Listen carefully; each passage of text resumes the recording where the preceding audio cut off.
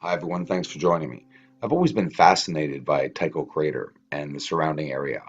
This is the supposed, what looks like a satellite and a centerpiece that sticks out, and also a roadway or path at the back there that you can see a little edge that comes out there.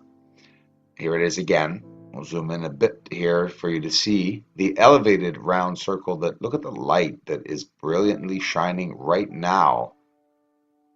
Look at it. Activity all around it. Very, very bright. Don't forget the moon is not an illuminated sphere. Tycho crater, as we're coming down, the very unusual peak in the center of it, and look at the high walls. There is a black area all around, a dark area around Tycho crater. And the ray system that you see all around it, the spider webs, are very vast and wide. You'll see it a bit later. And yeah, Tycho crater has no west string-like silk objects coming down like spider web. Why? We don't know. But in the west, there are basically none. It goes in every other direction. Outer edge, outer limits of the moon, down to Aristarchus crater, with the exposure dimmed down to see the pathways and straight lines leaving Aristarchus crater heading towards the west. And to this bright area, of course, you'll see many areas on the way down here, many conspicuous areas that have lights in unison, one beside the other. It's always something pretty fascinating to see. Here's a close-up view. This was during the supermoon, an area with a very wide rim around a certain crater. You see, they're mining on the moon. This is a fact, I know it. And the moon has mining. And how are you going to mine without being crumbled by the side walls? They were mining from the surface area. Tycho crater, for example, 80 some kilometers. So they would get the width of the area where there were minerals or what they wanted. Look at this view as I'm talking here. Tycho crater is over 4 kilometers deep. They mined, they dug out the minerals, they stopped finding minerals, and they stopped digging. It remained an area. To look at this. See the triangle right there, and a smaller triangle right there. Two structures identical, different in size. Now look at the pipe or tunnel structure going into Tycho crater from its right. Look at it now. The long tunnel. Look at it going towards the center in symmetrical alignment with the center piece. Now look at the left as it's coming out. Another straight symmetrical trajectory tunnel or structure going left to the next crater that will appear on the bottom, hidden in a white covered area with different silk-like strands here.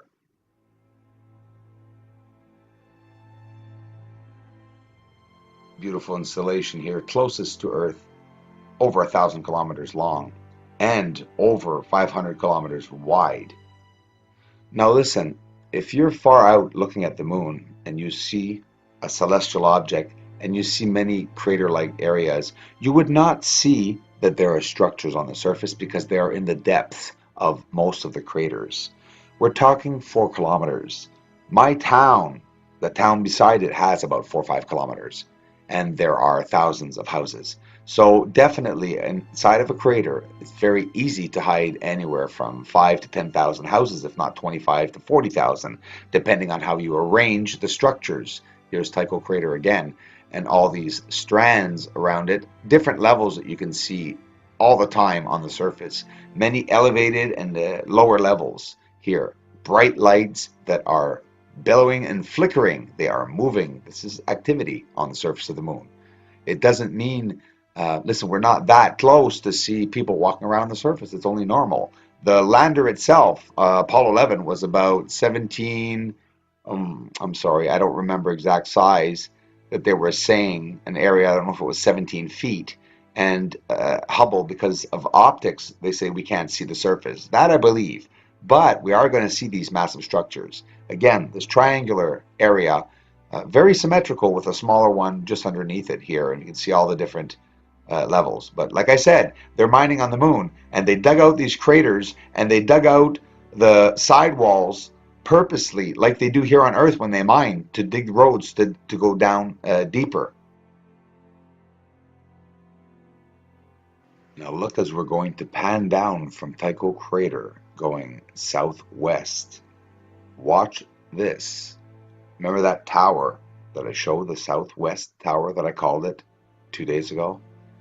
Well, here it is. Not here. This is the satellite one that looks like the satellite, guys.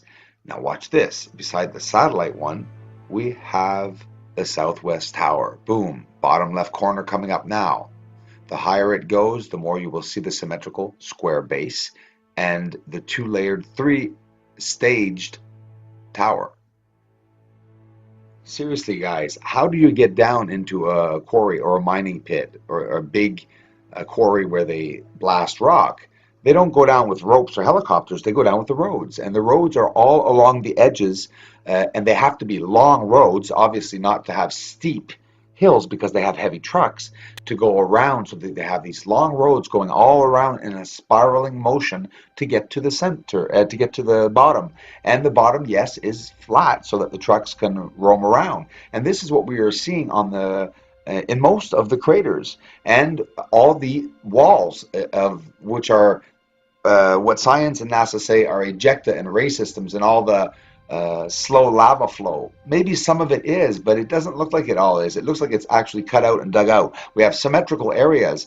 These craters, these surfaces were mined out, and some of them are very deep. Some of them go to 10, 15 kilometers deep, the craters, guys. And inside of these craters, they were mining, and they must most definitely have transversal tunnels that reach to other craters from underground so that they can travel and bring all the minerals out in like less craters possible than like having 50 craters active. They'll probably have 2 or 3 with all the tunnels. And they probably did this over many, many years. Say to yourself, they're mining the entire moon. And that's if the moon isn't a spaceship itself. Come on, let's be realistic. The moon isn't supposed to be there. Let's look at the time of the Bible. They say that the moon was so close. Guys, if the moon was close, be careful. It makes sense. What would happen if the moon was close? Think a lot. Think hard and think deep. What? Look at this. Why would the moon be close to Earth? And never mind that, being close to Earth, what would happen to the tides on the surface being under 10,000 kilometers close? They would be always at high tide. Any rain would cause immediate flooding very quickly. And yeah, they talk in some certain religious book out there in the world that there was a flooding.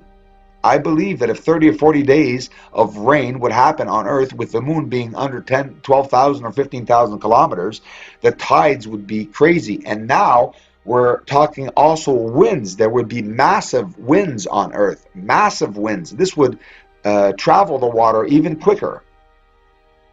Basically because the tides are affected by the moon, depending on how close the moon is. The further the moon will go away over a long period of time, the least it will affect the tides. But that still will affect Earth, because the Earth has been, for thousands of years, if not millions, used to, if not maybe hundreds of thousands of years, used to being with the moon affecting our tides. And it affects a lot more than just our tides. That my gosh, is it the full moon? The kids are very active today. We say this laughing all the time. I do it myself every month. I drive a bus, one of my jobs. Trust me, the full moon is coming. I don't have to look online. The kids tell me with their mood. Look at the lights here in symmetry, all inside of this circled area here. And the kids do have a reaction. So do we. So do our moods. Pregnant women. These are all studies that basically have not been done and or are theoretical studies, but they are something that we should look into. The moon does affect our Earth very much, and I find it hard to believe that we don't know how the moon got there. I don't believe that. I do believe that maybe there's a particular reason not to tell the world, but I find it's a sad reason. If it's just so that the markets wouldn't crash, guys, elites, we have to reorganize the system. Come on. Unless you're thinking just of your pockets, prove it to us. Reorganize a system where us as people actually have a bloody choice on what we can do in our lives. We pay. We work all our lives, and some people have bad back problems and heavy handicaps that obstruct them from doing their jobs, and they have to. They're stuck working all their damn lives, working, busting their butts off to bring in food for the families and or themselves. It's sad when you think of it, being in the year that we're at now, that we haven't reorganized the system already.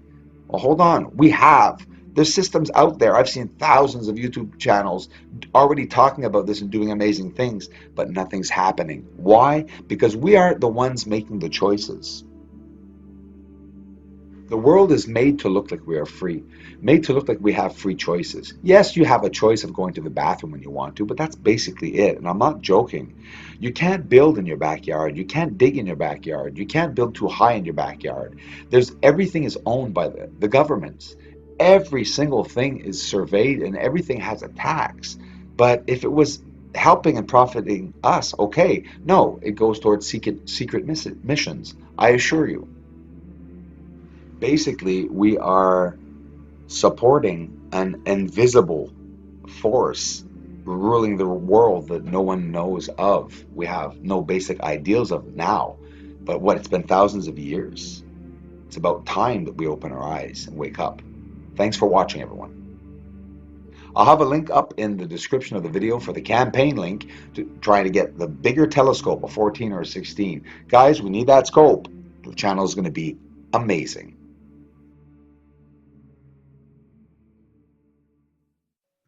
Oh, by the way, Crazy Penguin, a contributor of this channel, also contributed a polarized filter. I'll be talking to you all about it in the next video. We're going to be on the sun with my telescope. Thanks, Crazy Penguin.